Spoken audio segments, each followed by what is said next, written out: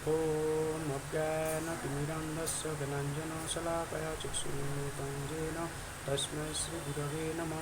श्रीचैतन्यमनोभीष्टं स्थापितं येन भूतले स्वयं रूपकदामह्यं ददाति सपदान्तिकं। वन्देऽहं श्रीगुरुं श्रीयुतपदकमलं श्रीगुरुं वैष्णवांश्च श्रीरूपं सद्गुरुजातं सहगुणरघुनाथं तं सजीवं साद्वैतं सवधूतं परिजनसहितं कृष्णचैतन्यदेवं श्रीराधाकृष्णपदां सहगणललिता श्रीविशाखान्वितांश्च। हे कृष्ण करुणासिन्धु दीनबन्धु जगत्पते गोपेश गोपिकान्त राधाकान्त नमस्तुते। तप्तकाञ्चन गौराङ्गिनि राधे वृन्दावनेश्वरी वृषभानुसुते देवी प्रणमामि हरिप्रिये। नमो महावदनाय कृष्णप्रेमपदाय ते कृष्णाय कृष्णचैतन्यनाम्ने गौरकिसे नमः। नित्यानन्द नमस्कृभ्यं प्रेमानन्दप्रदायिने कल्पनाशनाशाय जन्मभापते नमः। जय श्री कृष्ण चैतन्य प्रभु नित्यानंद श्री अद्वैत शिवासादि गौरभक्तवृंद। हरे कृष्ण कृष्ण कृष्ण हरे हरे, हरे राम राम हरे हरे। नीलाचल निवासाय नित्याय परमात्मने वरभद्रसुभद्राभ्यां जगन्नाथाय ते नमः। नारायणं नमस्कृतं नरं चैव नरोत्तमं देवीं सरस्वतीं व्यासं ततो जयमुदीरयेत्। नष्टप्रायसभद्रेषु नित्यं भागवत सेवया भागवतोत्तमश्लोके भक्तिर्भवति नैष्टिकी। ॐ नमो भगवते वासुदेवाय, ॐ नमो भगवते वासुदेवाय। श्रीमद्भगवद्गीता यथायथः प्रथमोऽध्याय विषादयोग, श्लोक नंबर 1।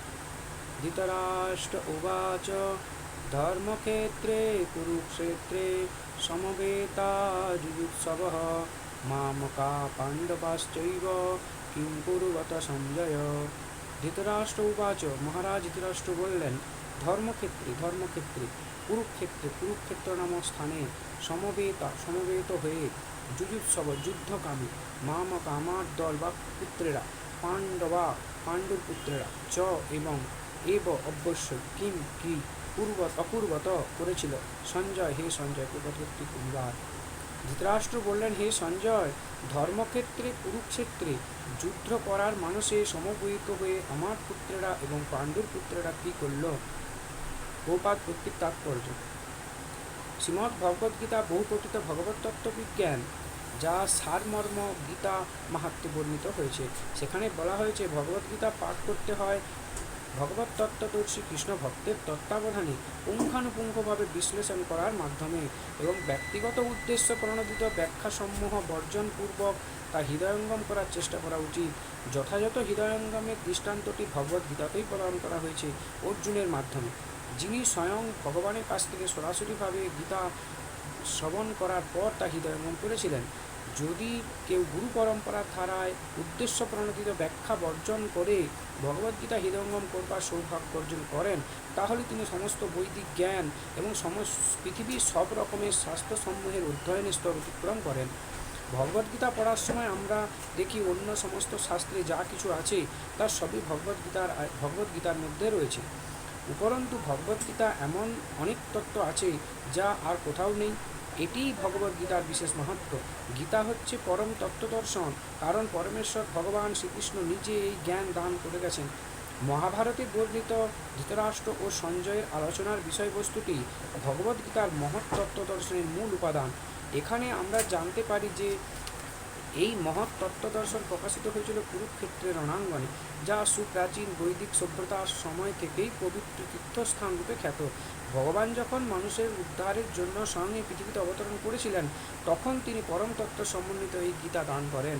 ধর্মক্ষেত্রে, যে স্থানে ধর্মীয় আচরণসমূহ অনুষ্ঠিত হয়, শব্দটি খুবই গুরুত্বপূর্ণ, কারণ কুরুক্ষেত্রের যুদ্ধক্ষেত্রে ভগবান শ্রীকৃষ্ণ অর্জুনের পক্ষ অবলম্বন করেছিলেন। কৌরবদের পিতা ধৃতরাষ্ট্র তার পুত্রদের চূড়ান্ত জয়ের সম্ভাবনা সম্বন্ধে অত্যন্ত সন্দিগ্ধ ছিলেন। তাই দ্বিধাগ্রস্ত চিত্তে তিনি তার সচিব সঞ্জয়ের কাছ থেকে জানতে চাইলেন তারা কি করল। তিনি নিশ্চিত ছিলেন যে তার পুত্রেরা এবং তার কনিষ্ঠ ভ্রাতা পাণ্ডুর পুত্রেরা কুরুক্ষেত্রের ভূমিতে যুদ্ধ করবার মানসেই সমবেত হয়েছে। তবুও তার অনুসন্ধানটি ছিল তাৎপর্যপূর্ণ। তিনি চাননি যে পাণ্ডব ও কৌরবদের মধ্যে কোনো আপোষ মীমাংসা হোক। তিনি আশা করেছিলেন যে যুদ্ধে তার পুত্রদের ভাগ্য সুনিশ্চিত হোক।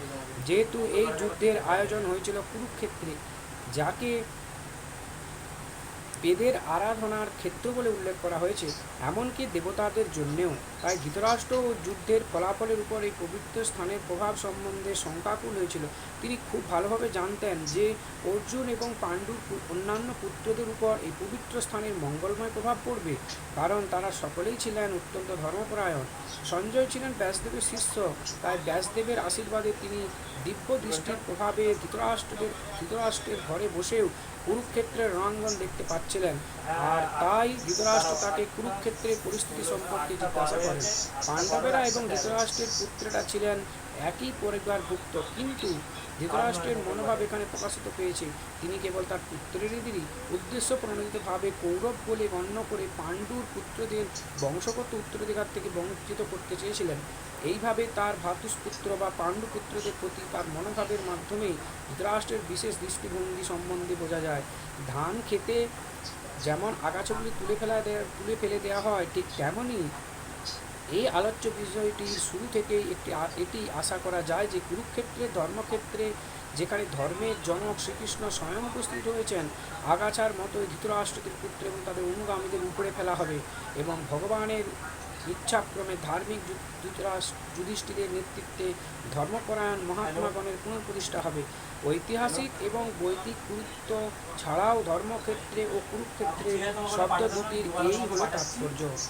ওম নমো ভগবতে বাসুদেবায়, ওম নমো ভগবতে বাসুদেবায়, ওম নমো ভগবতে বাসুদেবায়। জয় শ্রী প্রভুপাদ কি জয়, জয় শ্রী গুরু মহারাজ কি জয়, জয় শ্রী অনন্ত কোটি বৈষ্ণববৃন্দ কি জয়। নিতাই গৌর সীতানাথ প্রেমানন্দে হরি হরি बोल।